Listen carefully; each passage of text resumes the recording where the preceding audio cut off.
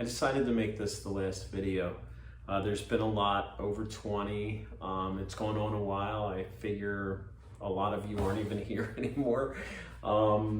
But these will always be there, so you can always go back to them. And in the last video, I said that I would give some hints on creating yourself and creating yourself as perhaps a Buddha or someone trying to become a Buddha. A lot of what I'm about to say comes from research. The first thing I wanted to say is that in studies, when we believe we're part of something, it affects how we think.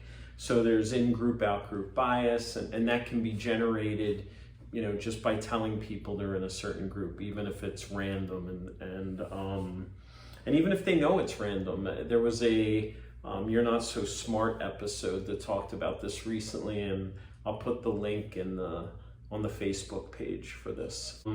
Also, I wrote something a good while ago called Think Buddha, Be a Buddha. Part of where that comes from is in studies, when they told people they were wearing a doctor's coat, they performed better on intellectual exams than when they were told it's a painter's coat. So just believing that we're being something makes us behave differently.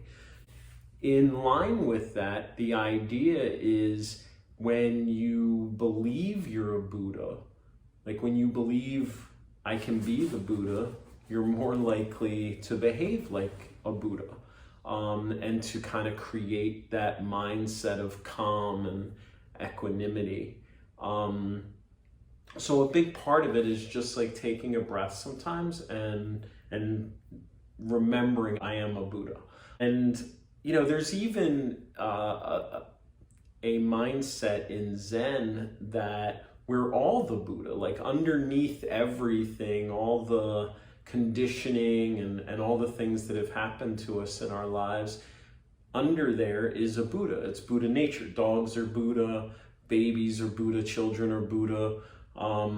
And it's just, we've piled stuff on top of that, and we need to get to that core. To kind of sum up, I guess, being a Buddha, it would be to kind of distance yourself from your thoughts and just to be quieter, just to be more silent.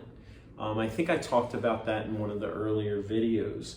And a second thing that I made a note to mention was, remember, we're in a trance a lot of times. Like we're just behaving out of conditioning and genetics. And if we can, take a breath and be more in control, like get out of our conditioned responses and the trance that we tend to stay in, and just act from intention, let's say, then that's a big part of the path. All right, so that's it. They're always here, on Instagram, on Facebook, on YouTube. But that's going to wrap up the class. I thank all of you that participated, especially those that watched every video and commented. And hopefully you've done some of the extra work, like reading some of the stuff that's been posted or listening to some of the podcasts. And I hope it's been helpful. And that's it. Thanks.